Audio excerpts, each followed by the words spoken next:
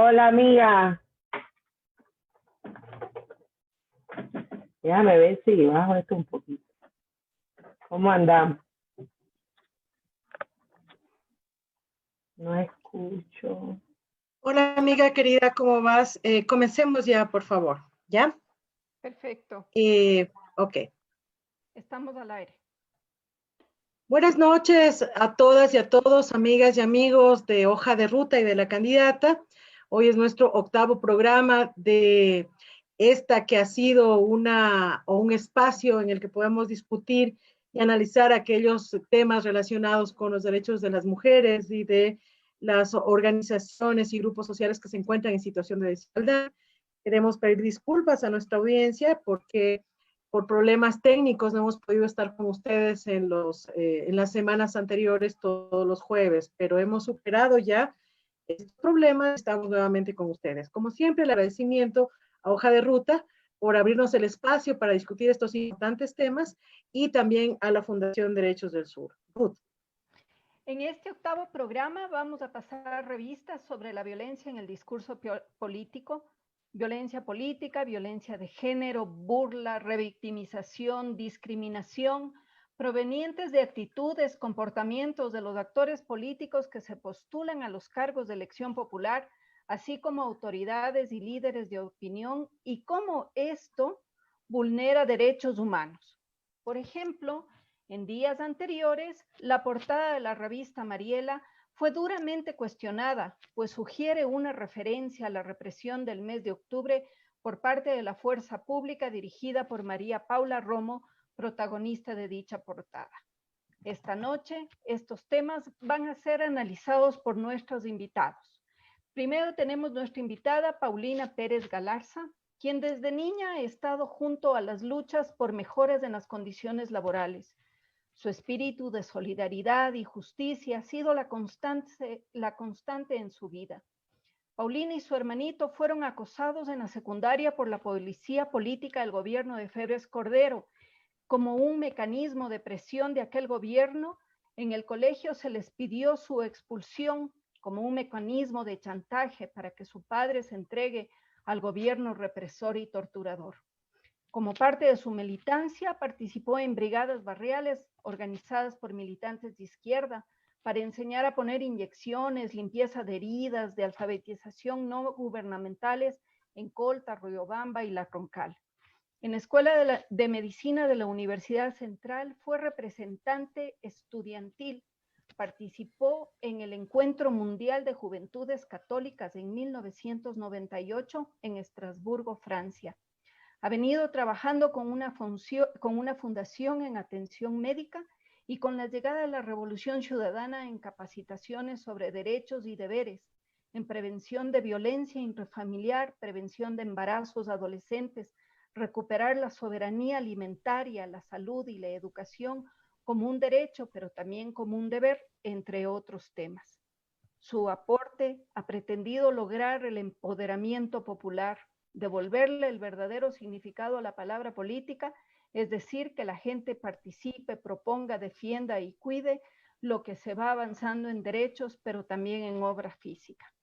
Nuestro segundo invitado es Héctor Velasco. Él es activista político, presidente de ASEMPEC, la Asociación de Emprendedores Ecuatorianos. Fue presidente ejecutivo de INGIYACU. Además, se desempeñó como jefe ejecutivo de importadora Costa Ecuador. Es especialista y asesor en marketing digital, accionista de empresas inmobiliarias y fue docente del Instituto Tecnológico David Ausbel.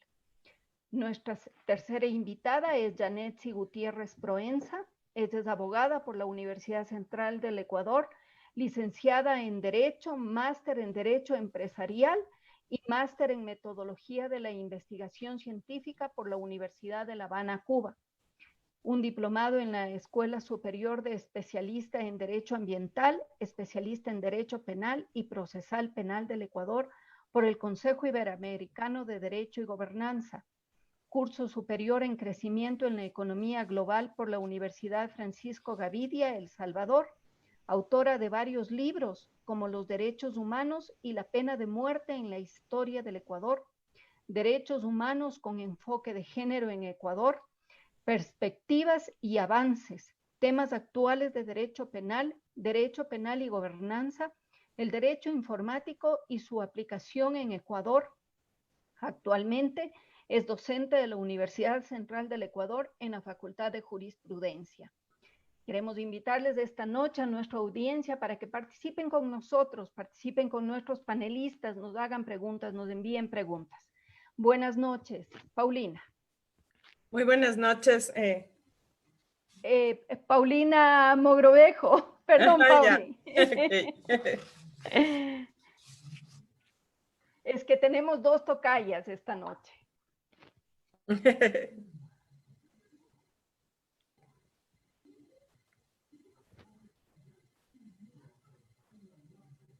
se te escucha, Pauli. Tienes el micrófono apagado.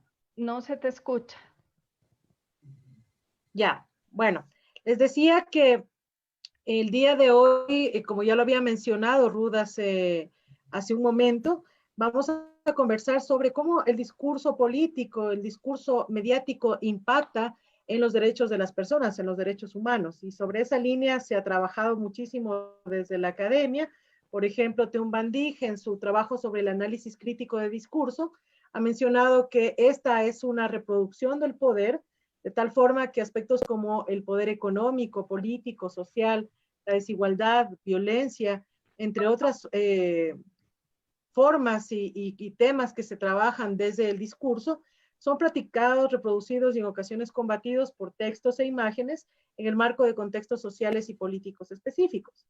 Así es que discursos tales como la portada de una revista, que a simple vista puede resultar inofensiva en un contexto de violencia y represión, donde ciudadanas y ciudadanos perdieron órganos vitales, no puede o no debe mirarse como tan inofensiva, ¿no? O también en discursos que tienen como finalidad imágenes o textos que aparentemente son inofensivos, pero que al final tienen una finalidad que es banalizar daños a la integridad física por parte de quienes, integridad física, psicológica o simbólica, de quienes expresen o lleven adelante un determinado discurso. Sobre este tema queremos preguntarles a nuestras invitadas y a nuestro invitado, a quien le damos la bienvenida el día de hoy, y comenzamos con la entrevista, Ruth. Gracias. Paulina, buenas noches y bienvenida. ¿Crees tú que el discurso político o mediático puede vulnerar derechos humanos? Buenas noches con todos. Muchas gracias por la invitación. Yo creo que sí, y es más, creo que somos testigos de una permanente vulneración a los derechos humanos en el discurso, ¿no? En el discurso que incluso la actual ministra de Gobierno alguna vez dijo que decirle perra a una mujer era parte del debate político, ¿no? O sea, que como que teníamos que aceptar esa degradación incluso en el debate, ¿no? Entonces yo creo que siempre más bien hay una vulneración de derechos, sobre todo a las mujeres, desde cómo se concibe incluso el tema de esta paridad de género en las elecciones, porque desgraciadamente las mismas fuerzas o sea, digamos, en los partidos políticos, como que dejan ver incluso que a las mujeres se les pone como una especie de relleno, ¿no? Sin valorar un montón de capacidades y sin promover incluso en el discurso las capacidades de las compañeras que están para participar en una contienda electoral, ¿no? Entonces yo creo que todavía, incluso en las fuerzas progresistas, todavía hay un discurso o digamos un criterio bastante machista que vulnera estos derechos que tienen las mujeres a participar en las elecciones por sus capacidades, más allá que por un tema de apelar quizás a la lástima, apelar a que pobrecita viene de abajo o cosas así, ¿no? Yo creo que jugamos y los partidos tradicionales hacen lo mismo. O sea, uno empieza a ver las propagandas y siempre es así, ¿no? O sea, el tema de los hombres como el tipo valiente, fuerte, ¿no? Pero las mujeres siempre, o sea, la mujer sufrida, la mujer que ha surgido pese a todas las cosas. Entonces yo creo que, por lo menos a mí me parece, que sí hay un discurso de siempre vernos como las pobrecitas, digamos, en este tema, y no por las capacidades que podemos tener y que de hecho las tienen las mujeres que van a participar en una contienda electoral. Y luego también la discriminación desde el discurso también, ¿no? La discriminación ya a todos los sectores de la población, o sea, de decir, bueno, lo que ha pasado este último tiempo, ¿no? Que si votas por tal o cual cosa, entonces eres un borrego, no piensas. Claro, es que los pobres votan no deberían votar porque son pobres y no entienden nada, o están votando a cambio de que les den un bono, o los bonos son para las mujeres se llenan de hijos para que les den los bonos y cosas así. O sea, permanentemente este discurso vulnera, señala, margina, yo podría decir, a los sectores populares desde el discurso, sobre todo de los partidos representantes de las élites, ¿no? Entonces, creo que desde ahí realmente a estas campañas electorales donde hay estos discursos así, se les debería haber quizás alguna sanción para este tipo de propuestas que dañan, que vulneran, que afectan, digamos, a la gente que quiere participar o que le hacen sentir que el voto incluso es una especie de caridad, ¿no? Yo creo, por ahí pienso que esa es la afectación, lo que yo veo como desde la ciudadanía quizás. Pero y desde la ciudadanía, ¿qué se debería hacer para empezar a que la gente reaccione y deje de que sus derechos sean violentados con los discursos? Yo creo que sí se debería trabajar campañas donde realmente esos discursos sean un poco, si puedes, o sea, cuestionados ahí mismo, ¿no? O sea, con las visitas de los candidatos, en los mítines políticos, empezar a organizar a la gente para que se pronuncie. Tenemos claro que es bien difícil participar en los medios de comunicación tradicionales, pero quizás en los medios alternativos y también ir a las concentraciones con medidas, ¿no? Con iniciativas populares de carteles, no sé, stickers, donde realmente denunciemos este tipo de discursos que lesionan nuestros derechos, que nos ponen, que nos marginan incluso o niegan nuestra capacidad de decidir frente a uno u otro candidato, ¿no? Yo creo que es súper importante que la ciudadanía se organice, se empodere también de esto. Yo hace unos días decía, sería bueno hacer una campaña donde se diga que nadie asista a las convocatorias, por ejemplo, que hacen para la campaña electoral, para que los candidatos nos den un poco la cara, ¿no? Una campaña puerta a puerta, obligarles realmente a enfrentarse con la gente, ¿no?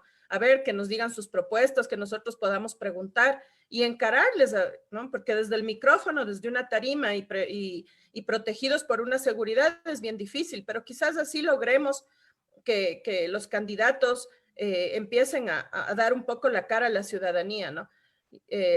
Yo siempre creo que aquí falta mucha participación de la gente se queda un poco esperando a que pasen las cosas, todavía tienen como muy metido que alguien tiene que venir a salvarnos, a darnos la mano, y eso creo que hace también mucho daño y permite además que nos sigan vulnerando. O sea, cuando tú sientes que dependes totalmente de alguien, de una salvadora, de un salvador, de alguna cosa, o sea, te sientas un poco a esperar y dejas de empoderarte, dejas de participar realmente como deberías participar y de aportar. Entonces creo que si hay que hacer un llamado a la ciudadanía, creo que la ciudadanía tiene que asumir ese deber, ¿no? De participar, de cuestionar ese mismo discurso con las herramientas que tiene, que pueden ser estos mismos medios alternativos, pero también en esas convocatorias que seguramente ya asomarán y cuestionar ese discurso, ¿no? Paulina. Perfecto, muchas gracias. Cuando dices Paulina, no sé a quién te refieres. Paulina Mogrovejo. Voy a asumir que es a mí. Puede decirme Paula y así no nos confundimos. Que es que me dicen más. Muchísimas gracias, Paulina Tocaya, por este análisis que tú realizas. Y los discursos efectivamente son todo aquello que nosotros expresamos en términos de transmitir una idea, transmitir un mensaje, transmitir nuestra ideología, transmitir nuestro punto de vista y también establecer determinados procesos de persuasión y lograr una interacción o una respuesta por parte de los destinatarios de ese discurso, que debería ser una respuesta que a nosotros nos interese, que es que tomen la acción o que realicen alguna acción con respecto a determinado algo. Entonces, los discursos pueden ser escritos como textos, pero también pueden ser discursos como las caricaturas o como las fotografías o como las portadas de una revista. En ese sentido, quiero preguntarle a Héctor Velasco, a quien le doy la bienvenida, ¿cuál es tu opinión, Héctor, con respecto a la portada de la revista Mariela? Esta portada, la última, presentó a la ministra de Gobierno, María Paula Romo, con una blusa que representa la imagen de una mujer que aparentemente pierde su ojo derecho. ¿Por qué crees tú que la portada de esta revista causó tanta indignación, especialmente en las redes sociales? Héctor. Hola, ¿cómo están? Buenas noches, no sé si me escuchan bien. Sí. Sí. ¿Sí? ¿Cómo están? ¿Cómo les va? Qué gusto saludarles. Pues en relación a la pregunta que me haces, yo en realidad miré con bastante preocupación que de repente le dio una connotación a algo que inicialmente, si no se trataría del personaje que representa la política ecuatoriana, que es María Paula Romo, sería nada más que una obra de arte, ¿no?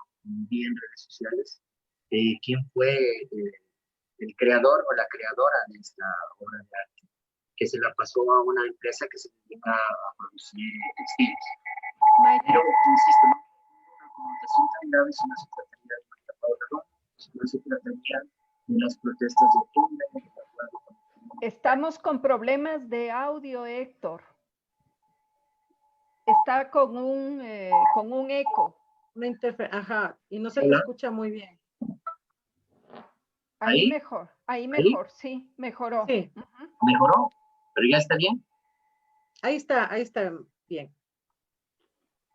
Chévere, bueno, entonces, primero saludar, no sé si desde el inicio se escuchó mi saludo, y segundo, pues les decía que me era bastante preocupante el tema de la connotación que se le daba, pero insistía en que inicialmente la camiseta de la portada o la camiseta que usaba María Paula Romo no era connotación, sino se trataría de una figura política o de alguien que incide en la política en este momento. Entonces sí, perfectamente se entiende que es una obra de arte, una artista que cedió los derechos a una empresa que se dedica a producir textiles, pero María Paula Romo me parece que sería sí, me parece que sus asesores los asesores que están con ellas, como en día son norteamericanos, que tratan de hacer posicionar una idea, para mi forma de ver, de temor, para que no vuelvan a intentar de alguna forma sublimar, digamos, la razón que tiene la gente, en el caso de Cuba específicamente, con la subida de los combustibles. Entonces me parece que ella es bastante consciente de lo que hace.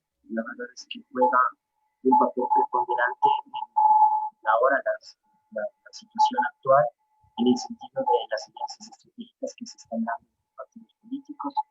Y me parece que su modo de entender la política es un modo equivocado, pero que le ha funcionado bastante bien, en el sentido de tratar de que sus enemigos políticos sientan ese temor de la no solamente este mensaje claro.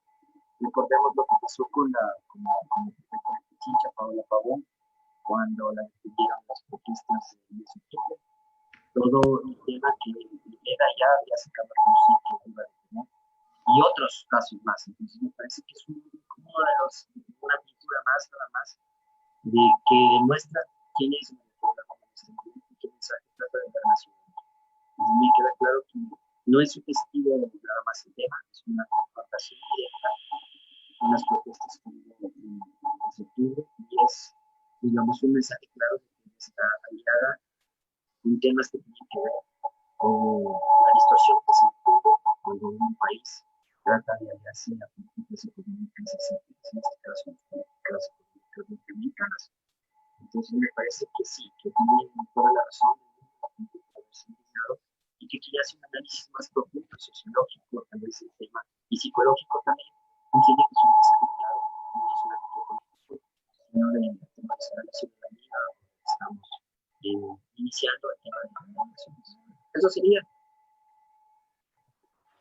Gracias, Héctor. La verdad es que estamos con un problemita de audio, no te escuchamos muy bien, pero ciertamente yo quisiera consultarle también a Yanetsi Gutiérrez, que está con nosotros en esta tarde, cómo mira el tema de la portada y la construcción desde el discurso de imaginarios, de creencias, de prejuicios y de ideas. Y en esa línea, Yanetsi, en años anteriores, entidades como el Cordicom, la Defensoría del Pueblo, hicieron varios pronunciamientos cuestionando discursos, por ejemplo, aquellos relacionados con el pastor Zavala, quien de paso vale decir, por ese discurso perdió sus derechos políticos, o discursos como el Lunes Sexy de Diario El Extra. ¿Crees tú, Yanetsi, que la portada de la revista Mariela es un discurso que vulnera derechos como en los casos que mencionaba del pastor Zavala y del Lunes Sexy? Bueno, muy buenas noches, Paulinas, Ruth, todos los que nos escuchan. Bueno, ante todo, para uno poder delimitar la vulneración de los derechos, y ahí creo que Héctor era el que tenía, digamos que un poco que la palabra por su especialidad, uno tiene que dilucidar qué es un discurso, ¿no? Tiene que entender qué es un discurso para luego comprender si ciertamente una imagen también constituye un discurso. Si nosotros analizamos lo que es un discurso, el discurso es una forma de comunicación en la que un emisor construye un mensaje y lo transmite a un receptor, ¿no? Este receptor o este mensaje normalmente se va mediante un código, normalmente el código más utilizado es el lenguaje, o en este caso también puede ser la escritura. Por eso normalmente cuando alguien habla de discurso, nosotros vamos a ver que se entiende más bien desde la práctica de la transmisión de una idea, de un pensamiento, de un razonamiento, de la exposición de ideas, ya sea a través del lenguaje o a través, en este caso, de la escritura. En el caso que me preguntabas, por ejemplo, de María Paula, de la ministra, ahí estamos hablando de una imagen, ¿no? No estamos hablando de un discurso tradicional, un discurso lingüístico. Y en consecuencia aquí se modifica un poco el concepto de lo que es discurso, digámoslo así. Aquí habría que, digamos que, considerar autores en donde el discurso, a partir de otros estudios como la psicología, la sociología, la filosofía, han considerado que una imagen como esa, por ejemplo, sí constituye un discurso porque el discurso pone en manifiesto la construcción de determinadas formas de comunicación, de representación cultural, histórica, a través de los sentidos, de elementos subjetivos, en donde incluso llegan a considerar que el receptor no es un mero instrumento, porque realmente quien interpreta ese discurso, el comunicador, quien interpreta el discurso es el receptor. En consecuencia, cuando hablamos de imágenes, en este sentido, no coincidiría con los discursos tradicionales, como por ejemplo el ejemplo que me ponías del pastor, ¿no? En donde él sí de manera consciente, voluntaria, de una manera lingüística, emitió un criterio que ese fue considerado discriminatorio, ¿no? En el caso de la imagen de la revista, pues, aunque puede constituirse como un discurso por la figura política que representa en este caso la ministra, lleva sujeto a una interpretación. Y la interpretación puede ir dirigida a diferentes sectores, grupos, comunidades, que cada cual lo va a interpretar de una manera totalmente distinta. En este caso, por ejemplo, hubo mucha interpretación vinculada a los sucesos de octubre y precisamente por la figura de la blusa, porque hay quien se identificó con esa figura. Sin embargo, otros sectores consideraron que no tenía absolutamente nada que ver. Y eso va más bien, vuelvo y repito, desde un ámbito subjetivo, ¿no? A qué interpretación tú le vas a dar a esa figura. Si consideras que se te está burlando, se te está vulnerando un derecho porque para ti es una burla dado los sucesos de octubre y lo ligas a esos hechos históricos, o sencillamente puedes adoptar otras posiciones, como por ejemplo ver que lo que estás es potencializando, digamos que la gráfica o la pintura nacional, en la parte textil, quien no tenga conocimiento sobre lo que ocurrió, o sea, no se siente identificado con esos hechos y por lo tanto interpreta de una manera totalmente distinta. Por ejemplo, si nosotros hablamos de interpretaciones y de discursos, pueden haber discursos descriptivos, como es el caso, en donde uno, en el caso de la revista Sexy, en donde ahí sí hubo de una manera descriptiva la figura de la mujer, o un discurso lingüístico como el de Pablo, pero en este caso no hubo nada, es decir, no hubo una manifestación por parte de la ministra, sino más bien una interpretación, una apreciación que, repito, depende de la calificación específica que el público, en este caso, haga de esta interpretación. Y que recae principalmente en una imagen a partir de huellas del contexto en la cual usted ponga esa imagen. Aquí se identificó, se reconoció, se interpretó en función de los sucesos de octubre por muchos sectores, pero por otros no. Por lo tanto, incluso podríamos hablar de lo que dice la pintora de la imagen. Ella publicó, Merizalde se llama la pintora, esta imagen se titula El Silencio, y ella considera, y así lo expresa, ¿no?, que fue una imagen del 2015 en donde ella la hizo precisamente en función de la defensa de los derechos de las mujeres en una sociedad machista, en especial latinoamericana, y que tal vez por eso, incluso que la imagen del ojo lo que representa es que en muchas ocasiones la mujer no puede ver en las mismas condiciones o desarrollarse en las mismas condiciones del hombre, ¿no? Entonces, cada cual da una interpretación desde una perspectiva que puede afectarle o no sus derechos, ¿no? Todo depende de esta interpretación. Por lo tanto, si hablamos de Pastor Zavala o casos anteriores que han sido sí sancionados, no podríamos hablar de un discurso directo, ¿no? Repito, es bien subjetivo y habría que analizar si realmente se vulneran derechos a partir de ese discurso. La intencionalidad o no de la ministra en causar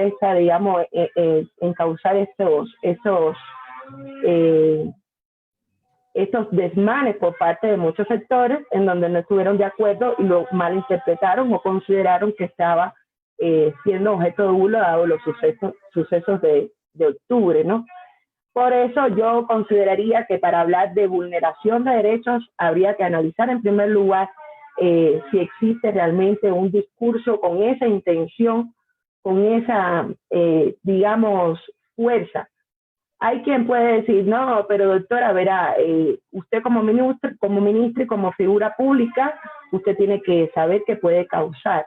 Sí, uno puede prever tal vez, ¿no? Y aquí digamos que es también importante ver la intencionalidad o la previsión tal vez de la persona de saber qué puede pasar, ¿no? Pero para hablar de vulneración de derechos, repito, sería un poco más complejo. Primero habría que analizar precisamente si realmente existe un discurso por parte de la ministra, ¿no?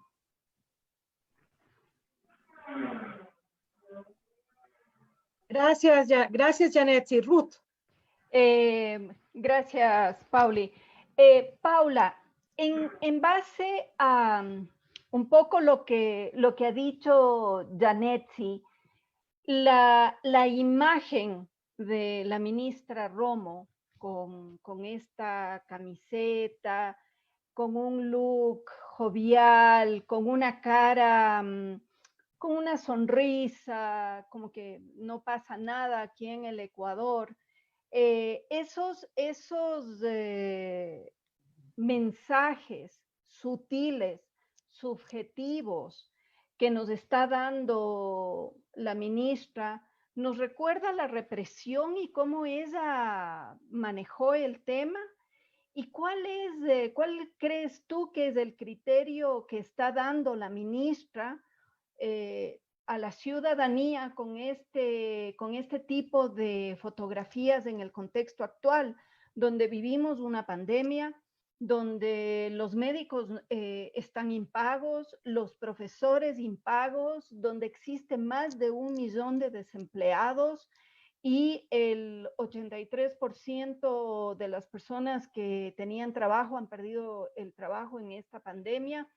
y ella sale en la portada de la revista Mariela. En días anteriores volví a ver otra portada que ella, como gran cosa, dice que ella es más de reggaetón y menos de pasillo. ¿Cuál es el mensaje que le está dando a la ciudadanía? Ese mensaje sutil que ella da con estas portadas y con esta gana de lavar su imagen. A ver, primero quisiera coincidir con alguien con algo que dijo Janet, sino que sí es como subjetivo, digamos, desde de quién lo ve y de cómo lo entiendes un poco también la imagen de María Paula, porque yo me puse a ver en las redes buscando reacción, incluso esperaba de otros grupos y realmente encontré casi todos los identificados, ¿no? O sea, en contra del gobierno actual. Pero buscando ya fuera de estas redes, un poco que uno tiene una participación política en las redes y todo, no había mucha reacción. O sea, no es que fue una reacción así que tú esperarías, porque por lo menos yo cuando vi esa foto pensé y dije, esta es una cínica. Eso es lo que a mí me llegó a mí, ¿no? O sea, es una cínica, una persona que mandó en octubre a reprimir de manera brutal la expresión popular, rechazando todas estas políticas que han destrozado el Ecuador, y ella sale toda súper maquillada, con esta camiseta y como que nada, ¿no? Y entonces, no es que a mucha gente, no sé, yo creo que el contexto también de lo que estamos viviendo, muchas de estas cosas no son las que le está afectando a la gente como para que también tenga esta reacción. Tú mencionabas el no pago de sueldos, el tema del empleo. Eso es lo que la cotidianidad durísima que está enfrentando todos los días la gente, eso es lo que está vulnerando sus derechos. Entonces, no, para mucha gente no va a ser importante que la ministra, que muchos no sabrán ni el nombre quizás, esté con una camiseta o la camiseta les diga algo, porque están concentrados quizás en ver cómo llevan el pan a su casa, cómo van a hacer ahora que las clases son virtuales, no tienen trabajo y no pueden pagar ni el internet. O sea, yo creo que ahí eso es lo que la gente se está mirando un poco más. Y luego, si bien es cierto que María Paula Romo tiene un discurso, incluso en su perfil, uno dice feminista de izquierda que creen de la izquierda que creen las libertades.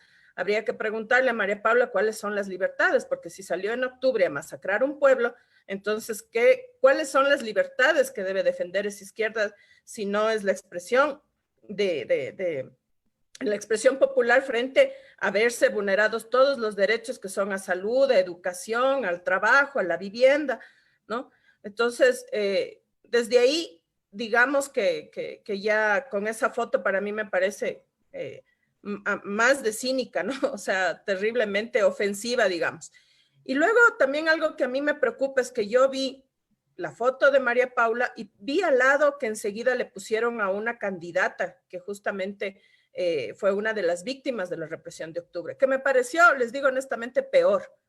Y vuelvo a lo que dije antes, ¿no? O sea, se apela a la lástima. Y desgraciadamente desde las fuerzas de izquierda progresistas que hablan de un feminismo, volvemos incluso a revictimizar, o sea, ponerle que pobrecita es candidata porque le pasó eso, o pobrecita es candidata porque viene de abajo, o como otra candidata que anda por ahí, que sus mismos compañeros solo enfocan o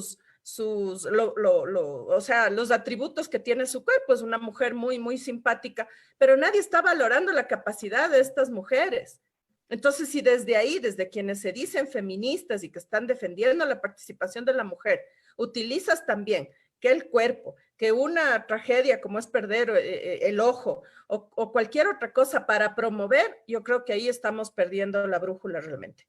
Entonces, no sé, a mí por lo menos como una persona que estoy todos los días revisando las redes, que me gusta la política decente y todo, me ofendió terriblemente la foto, pero creo que a la gente en general lo que más ahorita le ofende y lo que más le preocupa y le tiene indignada y no le importa quién esté ahorita peleando por una candidatura, sea mujer, sea hombre o el discurso, es que no tiene que comer, es que no tiene trabajo, es que su futuro es incierto, ¿no? Entonces, ¿y después qué van a decir? O sea, van a venir con un discurso de nosotros vamos a salvar el Ecuador, nosotros vamos a generar el empleo, nosotros, o sea, salvadores. Y nuevamente, por lo menos a mí me parece que es un insulto a la gente, porque el discurso, la convocatoria debería ser cómo hacemos que todo el mundo se empodere para aportar y hacer salir del despeñadero donde estamos a este país. Pero no va a ser ese el discurso. Entonces, cuando hablamos también, y creo que ahí habría que hacer un llamado realmente a las mujeres feministas, también de que también empecemos a dar otro tipo de discurso en el tema de la participación de las mujeres en las elecciones, en el tema del discurso político también, porque a veces cuando pasan estas cosas, uno esperaría ver que por lo menos las mujeres todas se indignen frente a esta foto de la ministra, y también frente a ella que dice que es más de reggaetón que pasillo. O sea, ¿cuál es el contenido de las canciones del reggaetón? Un contenido totalmente atentatorio contra las mujeres, agresivo, ¿no? O sea, somos un objeto, somos cualquier cosa, ¿no? Alguien debería, o sea, pararse y realmente, o sea, cuestionar mucho qué están oyendo nuestras guaguas. O sea, ¿por qué se está haciendo ese lenguaje del reggaetón tan normal en las niñas, en las adolescentes y todo, como que no pasa nada? Tú te pones a oír un ratito esa canción o cualquier canción de reggaetón, si se le puede decir canción, y es indignante. Pero no hay frente a eso tampoco una posición, más que un activismo en redes, pero no hay un trabajo, digamos, que se debería hacer un poco más de territorio frente a lo que implica eso, porque en el reggaetón hay mucha justificación al abuso, a la agresión a las mujeres, a tratarnos como objetos sexuales incluso, ¿no? Entonces, si bien, como decía Janet, o sea, puede ser como tú ves, como tú percibes, quizás todas nosotros aquí estamos indignadas por la foto de la María Paula Romo, y con razón, no le quito razón, pero creo que eso ahorita no es lo que más le importa a la mayoría de la gente, y eso es lo que preocupa, porque esas cosas sí deben ser cuestionadas que alguien utilice una camiseta después de lo que pasó en octubre, y todavía más cuestionado cuando se utiliza eso para promover una candidatura, dejándole a esta persona que sufrió una lesión también como que le dieron la candidatura por eso. O sea, nosotros mismos estamos exponiendo a una candidata que podría tener muchas capacidades, que podría realmente tener otro discurso y aportar mucho a cambiar, digamos, las situaciones que están en el país, pero ya le estamos metiendo ahí, le estamos poniendo ahí una cosa así muy disimulada, pero a mí me parece súper grave de utilizar esta camiseta para ponerle a ella como y hacerle la propaganda.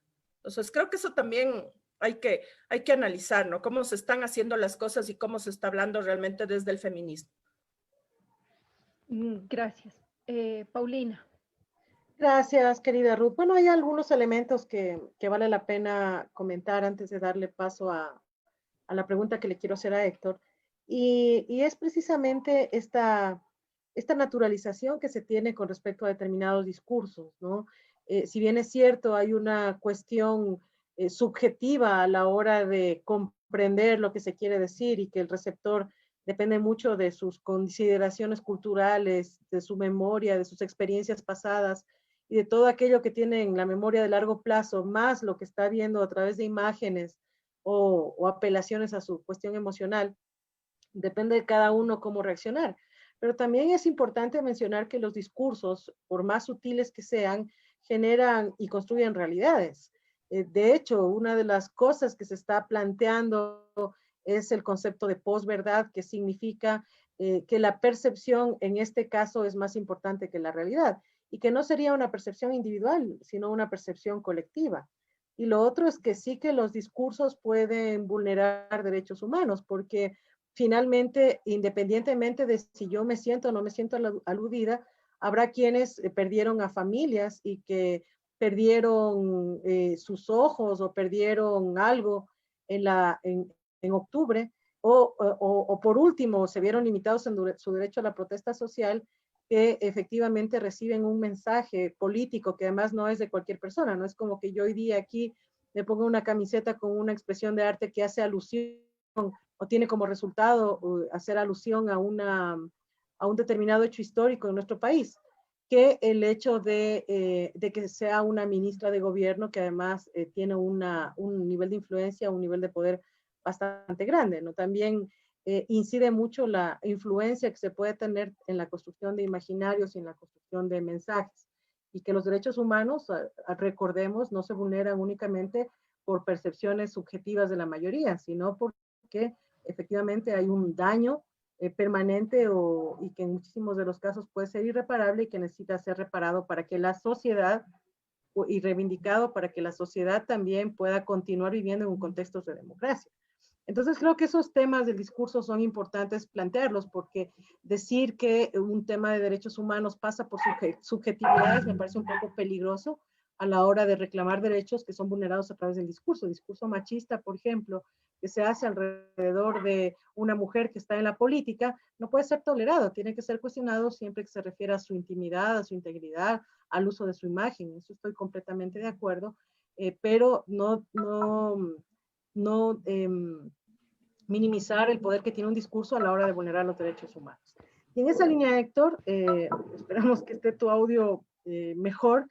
Quería consultarte a ti, aparte de este discurso, un poco dejando al lado lo de la blusa de María Paula Romo y de los discursos del Pastor Zavala, que son escritos, en este caso, o el tema del lunes sexy, que era una portada también que fue demostrado que vulneraba derechos humanos, hay otro tipo de discursos, por ejemplo, el de la vicepresidenta de la República, en este caso, que emitió comentarios, expresiones relacionadas con las reformas al Código de la Salud y que tienen que ver con cuestiones relacionadas con evitar la violencia obstétrica, con atender a las mujeres que vienen en procesos de aborto y que está en riesgo su vida, que los médicos deben atenderlas y guardar la confidencialidad, los temas relacionados con la despenalización del uso del cannabis para fines terapéuticos y otras cosas que no siempre generan siempre generan aceptación de un importante grupo de la población. Y la vicepresidenta dijo que si es que el presidente Lenín Moreno no vetaba esta reforma, ella iba a renunciar. Este discurso de amenazar con renunciar, porque desde la presidencia de la República no se cumple o no se realiza un veto que está fundamentado en mis creencias personales, ¿es un discurso que vulnera o no vulnera los derechos de quienes se ven afectados por un eventual veto del presidente Moreno? Héctor.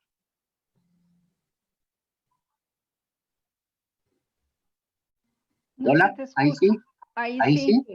Sí, Ya me sí. cambié de audífono, pero ahí estoy. Sí. Está ¿Cómo mejor, les sí. va? Buenas noches, disculpen, estaba con otro audífono y no me respondí. Quisiera nada más robarme un minutito. La verdad es que quisiera contar un poquito algo de lo que dijeron de María Paula Romo y nada más decir que ella, a mi modo de ver las cosas, está consciente de lo que hace, el mensaje que está enviando. En realidad, ella está alineada, digamos, a una manera de entender las cosas de cierto grupo de personas. En realidad, este grupo de personas lo que entienden como política es que aquí las clases más pudientes o las élites son las que deberían siempre tomar la bandera, digamos, de esa mal llamada lucha por la libertad, y ella lo entiende así. Me parece que los asesores que tiene ella, los asesores por los que ella está rodeada, influyen bastante en las decisiones que ella toma. En realidad, entiendo que detrás de esta asesoría está esa manía, digamos, de ella, que últimamente se le nota mucho, que es de una obsesión bastante grande a llegar a por donde sea, a costo de lo que sea. Entonces, en realidad veo que todo es una construcción de una imagen política que en el futuro probablemente sea la que en el Ecuador no tenemos mucha memoria, no en estas elecciones, pero en las próximas, construya la imagen que quiere hacer notar para candidatizarse. Segundo, lo que me preguntabas, Pablo, respecto de la vicepresidenta, me parece que en el Ecuador y en todos los países democráticos se gobierna para las mayorías, para la conveniencia de la gente, dependiendo de quién dirige el gobierno. En realidad también se podría entender que se dirige a la grande mayoría de población que tenemos ahora. En realidad, si no estoy equivocado demográficamente, la gran mayoría de gente es gente joven, es gente que probablemente tiene un tema o una perspectiva diferente relacionada con el tema del aborto, relacionado con el tema de temas que probablemente en el pasado pudieran haber sido distintos, pero que hoy tienen una connotación distinta. La gente y los jóvenes especialmente son bastante informados En realidad, me parece que hay mucha gente que desde el colegio ya evidencia, digamos, posturas en relación al uso, digamos, del cannabis, al tema del aborto. Entonces es absurdo que una persona pues, trate con, si es que existió, digamos, la tal renuncia, porque yo había revisado información, y pues con toda la política del gobierno que hoy es de posicionar o tratar de posicionar historias novedosas para que la gente se olvide de lo trascendental, ¿no? Digamos, el desempleo y de todos los problemas, o de que se está vendiendo el Banco del Pacífico, etcétera. Si es que fue cierto el discurso de la vicepresidenta, pues no estoy a favor. En realidad me parece, insisto, que una persona no es quien gobierna, sino es nada más que el representante de todas las personas que le elegimos. Entonces me parece absurdo. Y yo de mi parte, pues el presidente de la República le recibiría con gusto esa renuncia. O sea, no me importaría, no creo que tenga trascendencia, perdón, una persona en una decisión que tiene que ver, insisto, con la mayoría de personas, que como decía demográficamente son mayoría jóvenes, con el respeto que se merecen de las personas que tienen una postura distinta al tema del aborto, ¿no? Yo respeto mucho, y en realidad me parece que es una decisión de cada persona. Me parece que las mujeres son dueñas de su cuerpo y en realidad deberían ser ellas quienes decidan. No sé, el hombre en realidad qué incidencia tiene en esa decisión, pues en realidad me parece que es bueno que haya comentado acerca del tema, porque es una mujer, probablemente sea ella en algún momento pudo haber tenido esa decisión de abortar o no abortar, pero creo que nosotros los hombres estamos en una posición que de mi parte me parece no me permite opinar de algo que es bastante intrínseco del cuerpo femenino, de la naturaleza de la mujer. Eso sería, Pauli. Te agradezco por la pregunta y espero que ahora sí me haya escuchado. Todavía tienes un poquito de problemas de audio, pero sí te comprendimos la idea. Muchísimas gracias, Héctor, por tu análisis y por tu transparencia y tu posición también. Ruth. Janetsi, ¿cuál crees tú que es el rol de los medios de comunicación, de la sociedad civil, de los políticos para que no se vulneren derechos? El día de hoy hubo una tendencia en el tuit. Resulta que la candidata a la Asamblea Nacional por el Partido Social Cristiano, que es una muchacha joven que no tiene mayor experiencia, fue realmente defenestrada en las redes sociales, pero defenestrada. Alterando, llamándole, bueno, diciéndole cosas bastante agresivas y violentas contra de prostituta su dignidad, para arriba, ¿no? Así es, en su intimidad sexual.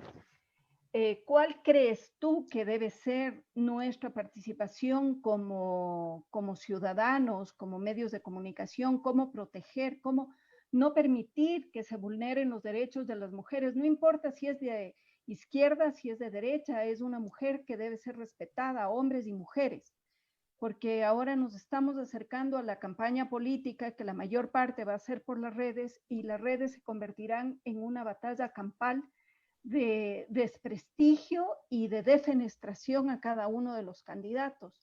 ¿Qué hacer? ¿Cómo manejar estas campañas de educación para que seamos menos agresivos y empecemos a proteger los derechos y la vulneración de los derechos de las personas?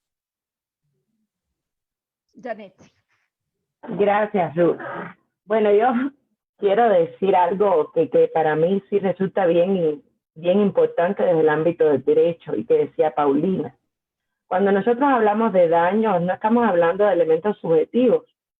La ley es bien clara. Para uno decir que existe vulneración de derechos y que existe un daño, el daño tiene que tener determinados elementos, tiene que ser cierto, tiene que ser determinado, tiene que ser objetivo. Es decir, no estamos hablando aquí cuando vulneramos derechos de que yo creo que me están vulnerando derechos. No. El derecho en eso es bien estricto.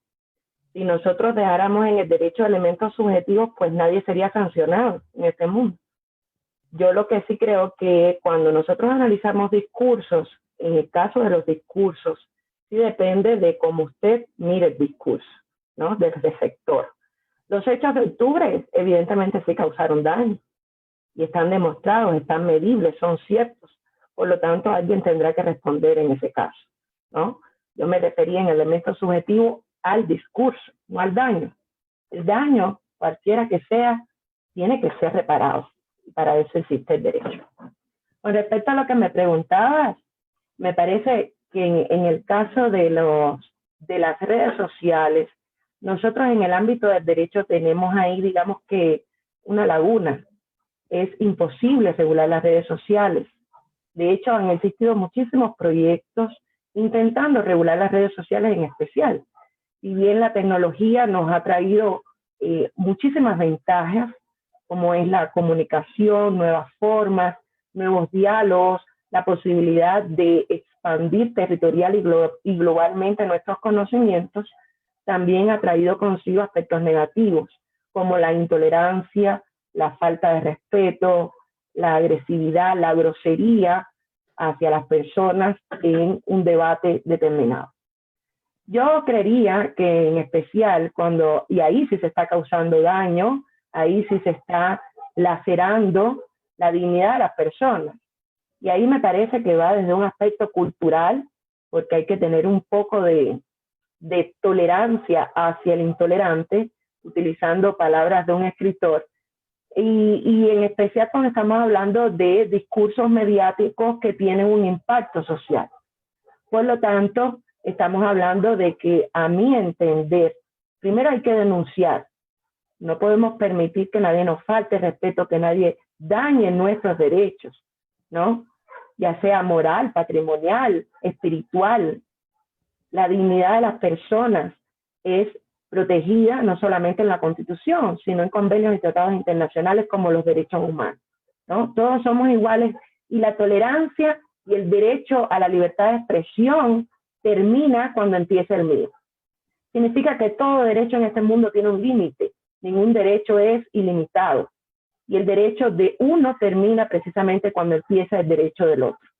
Nosotros podemos expresar y debatir temas polémicos como, por ejemplo, el del Código de Salud, sumamente importante porque en el debate está el progreso, pero un debate que sea con respeto, un debate en donde no se utilice la figura de la mujer, porque a mí me parece que aquí es un juego político también, utilizar la figura de la vicepresidenta o de la mujer, en este caso, como que está en contra de determinados actos como el aborto.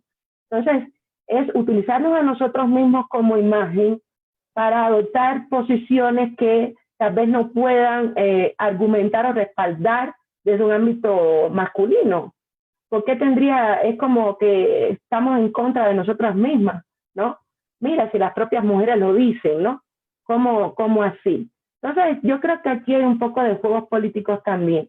Pero cuando se vulneran derechos, sea en el escenario en que sea, en una red social, en un discurso, de manera directa, yo creo que hay que denunciarlo, hay que seguir procesos, hay que llegar hasta las últimas consecuencias, porque nadie tiene derecho a faltar el respeto y a violar la dignidad de otra persona por emitir un criterio. No se puede ser discriminatorio, no se puede ser absolutista. La intolerancia tiene un límite a aquellos intolerantes, ¿no? Porque para mí son personas intolerantes cuando tú faltas el respeto, significa que no puedes argumentar, no puedes sustentar o no puedes justificar tu posición sin ofender a otro. Y lo único que te queda es lacerar. Porque cuando uno tiene sus argumentos bien justificados, pues no hay necesidad ninguna de ofender a los demás. Y eso en el derecho es bien claro. Tu derecho termina cuando empieza el mío. Y en la libertad de expresión, eso incluso por la relatoría de la Corte Interamericana de Derechos Humanos, siempre se han adoptado muchísimas posturas, principalmente en debates como estos, ¿no? Es importante discutirlos, pero discutirlos sobre la base de respeto, sin ser discriminatorio y sin vulnerar los derechos de los demás. Pero, ¿y cómo presionar? ¿Cómo presionar para que eso suceda?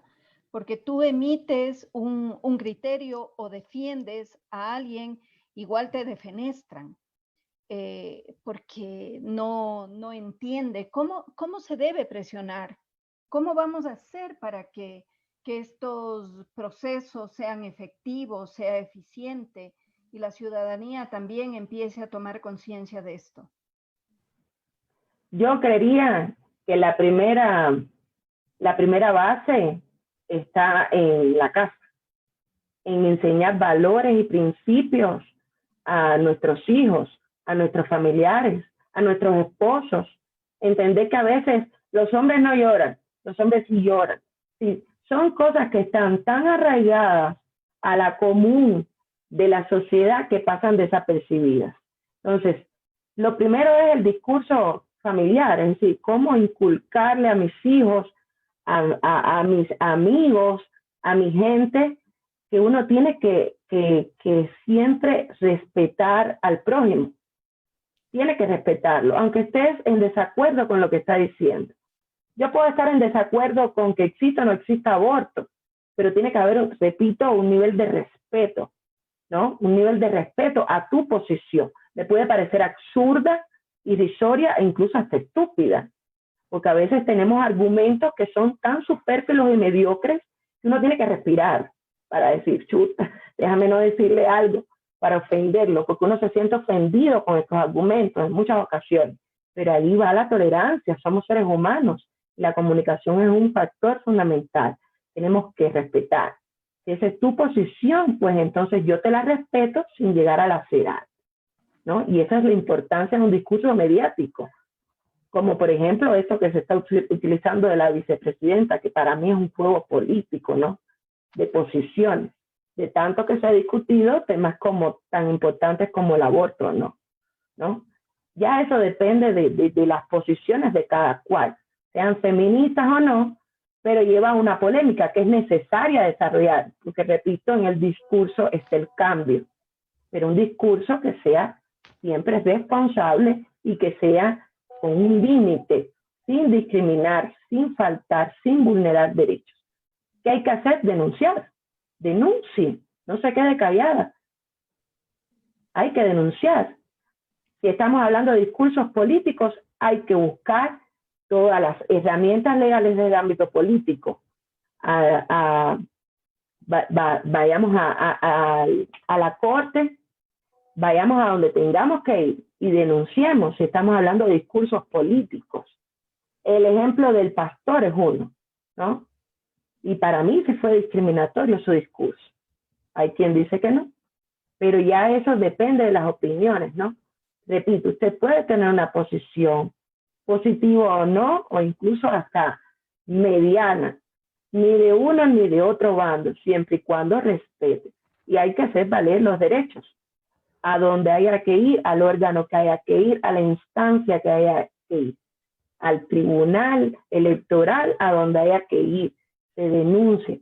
Y eso es algo que también nosotros tenemos que percatarnos, porque hablamos de muchos derechos de las mujeres, pero por ejemplo en la violencia política no tenemos ninguna herramienta más allá de el Consejo Nacional Electoral o el Tribunal Electoral. No tenemos más ninguna herramienta que nos permita a nosotros defendernos desde el ámbito no electoral o político, sino desde el ámbito de la dignidad como ser humano, como mujer, que me están lacerando a mí, que no tiene absolutamente nada que ver con un juego político o con una elección. Ahí hay que buscar armas legales que nos permitan a nosotros como mujeres defendernos, que no las tenemos. Esa es la realidad, no las tenemos. Tenemos un delito de odio en el Código Orgánico Integral Penal, pero aquí no estamos hablando de un discurso de odio, porque para hablar de un discurso de odio tiene que haber dos elementos fundamentales dentro de un discurso de odio. Tiene que haber la intención y la segunda tiene que causar un problema desde el ámbito público, es decir, tiene que efectivamente ese discurso haber cambiado algo la realidad, ¿no? Haber causado algún caos, digámoslo así. Y no siempre estamos hablando de un discurso de odio como figura delictiva, pero sí, digamos, como otro tipo de figuras sociales en donde efectivamente sí hay un discurso de odio desde un ámbito mediático.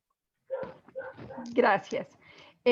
Paula, ¿qué rol crees que tienen los medios de comunicación en la amplificación de los discursos políticos violentos? O sea, creo que tienen o sea, desde que realmente estamos dominados, y voy a hablar de la prensa tradicional sobre todo, aunque también hay algunos medios alternativos, por una programación basura realmente, ¿no? Entonces es bien, como decía Danetti, o sea, si estamos hablando de que debe haber, digamos, o sea, una educación desde casa, desde valores y todo, y sin embargo nuestros guaguas están viendo unos reality shows terribles, están viendo unas novelas, están viendo unas series, o sea, digamos, la parrilla de las televisiones y la música que ahora se oye en la radio, realmente, o sea, ahí no hay valores, ahí no hay algo que construya un discurso distinto desde la ciudadanía, y mucho menos que la gente pueda tener herramientas para enfrentar, y en el caso de las mujeres, esta agresión permanente que además sí es amplificada por los medios, porque si tú ves la televisión, las mujeres seguimos siendo tratadas como objetos, la cosificación de la mujer. O sea, hay un montón de cosas que estamos, que son, digamos, dentro de la televisión, de los medios y todo, que ofenden todos los días a nuestro ser. Y sin embargo, o sea, son los chicos los que están permanentemente viendo eso, ¿no es cierto? O sea, la televisión en cable, lo que tú quieras, está lleno de eso. Las novelas ahora, sobre todo, hay un montón de novelas de narcos, de cosas así, que los narcos tienen 4, 5, 6 mujeres y es como normal, ¿no? Entonces, eso es el gallazo, el que tiene plata y tiene además unas mujeres, todas ellas exuberantes, guapísimas. Ese mensaje todo el tiempo te lo están amplificando en los medios, ¿no? Aparte de otros antivalores, como no importa cómo tengas dinero, por ejemplo. O sea, porque además puedes hacer el narco, no pasa nada, ¿no? Yo una vez me asusté terriblemente cuando iba a comprar en la tienda y un muchacho hablaban de alguna serie de estas y él decía, puta, yo así me quiero, yo así para vivir, pana, le decía al otro. O sea, me hago narco, tengo plata, tengo mujeres, si me matan no importa, ya viví. Entonces, imagínate, y este muchacho tenía unos 14, 15 años. Entonces, es bien complicado. Y lo otro también es que desde la ciudadanía, digamos, ¿no? Y a mí me preocupa bastante, no quiero entrar digamos, en una disputa con el tema del feminismo, pero aquí en el Ecuador creo que hay una confusión terrible con lo que es el feminismo, ¿no? Y no se trabaja en ese tema. No se trabaja. Yo creo que para discutir lo que nos vienen en los medios, este discurso político violento, o esto que tú mencionabas, Ruth, de que a una asambleísta, candidata a la asambleísta, que incluso, bueno, es de derecha, pero que fue defenestrada en las redes sociales. O sea, ¿por qué llegamos a ese nivel de ataque, ¿no? De ataque brutal, de meterse incluso con la vida privada de la gente? O sea, ¿por qué no hemos podido? Y digamos, desde la izquierda mismo, ¿por qué hemos caído en ese juego? Y te digo esto porque hace un tiempo hay una persona ahí, una tuitera que tiene bastantes seguidores y todo, que se dice feminista, de izquierda, y siempre sus cuestionamientos a periodistas de derecha fueron atacando justamente, atacándoles como mujer, que si se había hecho cirugías, que si se pintaba el pelo, que si estaba soltera, que si tenía no sé cuántos divorcios. Entonces, cuando tú entras en ese juego, ¿no es cierto?, a través de redes sociales y esas cosas, o sea, ¿de qué estás hablando? O sea, ¿cómo después tú quieres o hablas de que hay que construir un discurso distinto si estás jugando con esas mismas reglas que son realmente nauseabundas? Porque a nosotros nos debería respaldar el argumento frente a una inostrosa, frente a una, no sé, una persona de derecha que va contra todo, que atenta, que viene y dice que las mujeres que quieren abortar son unas brujas, son unas tales por cuales. No puede ser el argumento que yo le conteste desde Twitter, es que claro, es que 3 hombres le han dejado, está desesperada, es que le falta hombre o cualquier cosa de esas. O sea, desgraciadamente, por eso te decía, no quiero entrar en esto, pero realmente yo veo mucha confusión en lo que es el feminismo, ¿no? O sea, el feminismo es una corriente y está planteando igualdad, no está planteando revancha, no está planteando venganzas. Entonces, cuando no socializamos y eso es algo que yo he cuestionado mucho, es el trabajo en territorio, o sea, en los barrios, con las mujeres. Es súper importante para cambiar, incluso hacerle frente a esta ofensiva mediática de denigrar a las mujeres que tenemos. Pero si no sociabilizas y mandas las cosas con todo lo que tenemos de la Iglesia Católica, los miedos, con toda esa autoestima baja que tienen muchas mujeres por todo el machismo y por todas las agresiones permanentes que hay. Entonces, ¿cómo defendemos si no debatimos, si no hacemos una gran mesa para debatir realmente los derechos de las mujeres? Mira, yo soy médica. Yo estudié medicina y medicina para mí la experiencia fue que es la carrera más machista que hay en el mundo. Aquí en el Ecuador, terrible. Al punto que había médicos que decían, yo no me voy a mí que no me ayuden internas mujeres, a mí que me ayuden los hombres porque las mujeres no valen para cirugía. Yo nunca escuché a compañeras mías reclamar frente a eso. Nunca. Y el trato de los médicos a las enfermeras, porque generalmente ahora hay enfermeros, pero en mi tiempo solo había mujeres, porque si había un enfermero hombre, ya le decían que era gay y por eso se había metido a ser enfermera. Pero en mi tiempo, yo no vi, aparte de mi persona, y perdón que me ponga en primera persona, alguien que defienda a las compañeras enfermeras. Siempre les veían como, es que no le dio más, pues. Entonces llegó a enfermera. Entonces, ese discurso está súper arraigado. Y cuando tú ves la televisión, ves que todo el tiempo además te siguen metiendo ese discurso. Entonces, ¿cómo trabajar de manera que empieces a generar en la sociedad un rechazo brutal a esos contenidos que siguen realmente fortaleciendo, consolidando todo este tipo de adjetivaciones contra las mujeres, contra el papel de las mujeres? Entonces, obviamente, si sale una candidata y por ahí, como yo les decía antes, o sea, sale una candidata y sus mismos compañeros, porque además es de un partido que se dice progresista y que dice que es la revolución, que ha sido más feminista que todos los demás, le enfocan en las chichis, le enfocan en las pompis, porque esos son los atributos. Esa no es candidata a la asamblea porque es una mujer que tiene propuestas, que tiene ideas, sino que, y eso te lo están vendiendo en todas las redes sociales, a ella así, con su vestido súper apretado y todo, y eso es lo que dicen, o sea, con estas mujeres tan guapas, con estas mujeres con ese cuerpazo, o sea, por Dios. Entonces, si desde quienes se dicen feministas no son capaces de debatir y hacer frente a esto que se está haciendo en los medios digitales, o sea, digamos, desde de campañas en YouTube y yo qué sé, y nos sumamos, digamos, a esa parrilla de los medios de comunicación, donde las mujeres siguen siendo el modelito que tenemos que ser todas alisaditas del pelo, porque ahora es casi no estar al in si tienes churros. Tienes que ser súper delgada, tienes que ser muy bien maquillada, tienes que además tener el cabello lacio. O sea, son un montón de prototipos que nos ponen ahí. ¿Cuántas mujeres están buscando estar así para ser aceptadas? Entonces, no estamos trabajando en casa como decíamos. O sea, a ver, tú tienes que ser auténtica, tú tienes que tener identidad, o sea, empezar a defendernos y sobre todo apoyarnos las mujeres y las mujeres desde el feminismo y desde la izquierda, cambiar ese discurso terrible de atacar a la gente que no esté de acuerdo con nuestra posición ideológica o con nuestras cosas, también utilizando la agresión sobre el cuerpo, sobre si eres divorciada, o sea, hay que empezar a hablar de eso también.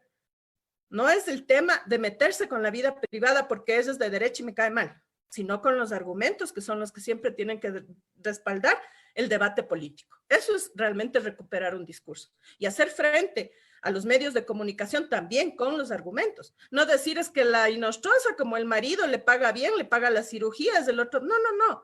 A Inostroza o a cualquiera otra, y le pongo a esa porque ha sido sumamente agresiva, además con muchas mujeres que son de izquierda y todo, siempre les ha descalificado, pero o sea, no es el argumento decirle a ella que es una loca peliteñida, no sé cuántas cosas le dicen, sino que realmente es una mujer que no tiene, que aparte de ser, es una persona, como pueden haber hombres como ella, ¿no es cierto? Pero que es una persona que no tiene respeto por nadie, que es una persona que ningún argumento de los que ellos le dan le respalda, que es una pésima profesional por todo lo que está haciendo, pero no meterse, vuelvo, insisto, con su vida personal, que ese es de lado y lado el discurso que se utiliza. Y yo siempre digo, a nosotros nos amparan los argumentos. Así puedes Gracias. enfrentar, si no, ¿cómo? Gracias, Paula. Paulina. Bueno, gracias, Ruth. Interesante lo que plantea también Paulina Pérez Galarza en esta reflexión que tenemos sobre el discurso político, el discurso de los medios también y el discurso que tenemos los ciudadanos, que también es un discurso político y que se expresa a través de las redes sociales. Para cerrar, quiero con Héctor plantear la siguiente discusión. ¿Qué tenemos que hacer, Héctor, en medio de todo este contexto para que podamos comprender cómo de este discurso político se vulneran los derechos humanos? Y con claridad sobre ese tema, ¿qué tenemos que hacer para frenar este tipo de discursos?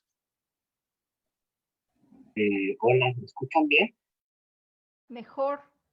Ya puse el micrófono frente a mí, ya no sé qué más hacer, pero bueno, espero que esté bien. A ver, me decías, Pauli, no te pude escuchar todo porque estaba concentrado en el tema de los audífonos. Te preguntaba, Héctor, que ¿qué crees tú que se debe hacer a la luz de toda esta problemática de un discurso político de todos los frentes, como se reflexionaba aquí, que vulnera los derechos de las personas, que las descalifica, que las discrimina, que promueve inclusive el odio entre ciudadanas y ciudadanos? ¿Qué podemos hacer nosotros y en general la sociedad frente a eso? Bueno, si se trataría de que la comunicación solo estuviera en medios tradicionales, deberíamos de volver a revisar la ley de comunicación que la echaron abajo y que pide ahora, pues, ni siquiera tener un tema de rectificación, que es un tema que básicamente es a discreción del dueño del medio de comunicación. Entonces me parece que deberíamos de revisar eso, porque si bien es cierto, hoy las redes sociales son donde se emite la mayoría de, no sé, atrocidades, digamos, ¿no? Con respecto a la vulneración de los derechos humanos por acciones ofensivas en contra no solamente de políticos.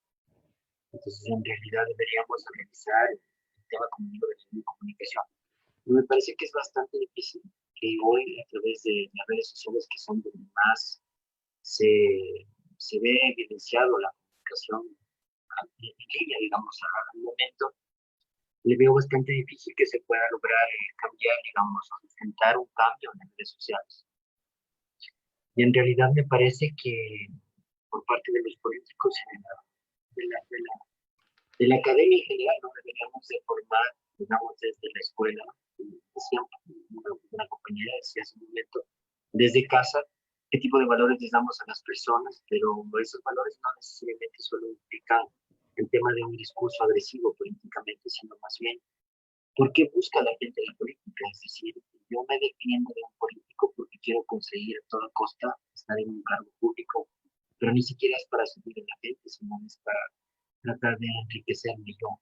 Entonces, en realidad veo que la violencia es la defensa de ese tipo de conveniencias, de élites, de grupos sociales. Creo también importante que deberíamos de transparentar el tema de el rol que cumplen los medios de comunicación en la sociedad. En realidad, si hacemos un análisis un poco más profundo de qué sucede en cada medio de comunicación que emite criterios contra un político a favor de otro, nada más estamos dándonos cuenta alineado a qué está ese medio de comunicación, y este medio de comunicación tiene que ser propietario de ese medio de comunicación.